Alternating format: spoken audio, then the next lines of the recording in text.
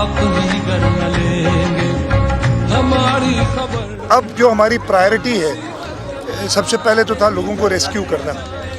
वो रेस्क्यू किया है, रिलीफ देना, उसमें मैं मानता हूँ 100% नहीं हो सका है, और इतनी बड़ी आजमाइश थी कि 100% करना हमारे लिए मुमकिन नहीं था, लेकिन हमने अपनी पूरी कोशिश की है लोगों तक पहुँचने की। और ये मैं ज़रूर कहूँगा कि हर एक आदमी तक कोई ना कोई हुकूमती नुमाइंदा, चाहे वो हुकूमत का सरकारी अफसर हो या पाकिस्तान पीपल्स पार्टी का ओहदेदार, वर्कर, MPA, MNA हो, वो पहुंचा ज़रूर है, कुछ मदद की है। और वो इतनी ज़्यादा, जब मैं आपको एक सिर्फ दूँ एग्ज़ाम्पल, तो हमें कम से कम 15 लाख टेंट चाहिए, और हम इस वक्त 4 लाख से ज़्यादा नहीं अरेंज कर सके।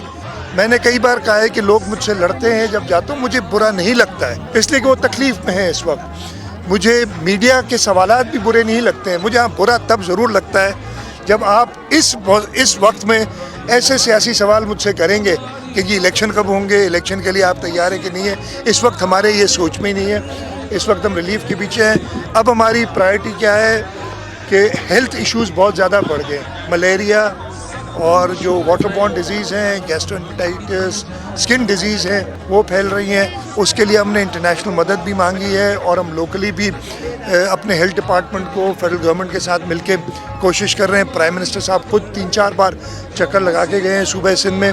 उसके बाद हमारी प्रायोरिटी है कि हम पानी सेफली हर जगह से निकालें। तकरीबन 130 मिलियन एकड़ फीट पानी पड़ा है रोज़ाना के हिसाब से। इस वक्त दरिया में 2 लाख क्यूसिक पानी जा रहा है। सिंध का वज़ीर आला हूँ जी, मेरा गांव, मेरी पूरी तहसील डूबी हुई है। सर्वे का काम हमारा इरिगेशन का भी प्रिलिमिनरी हो गया है, रोड्स का भी हो गया है, लोगों के घरों का भी हो गया है।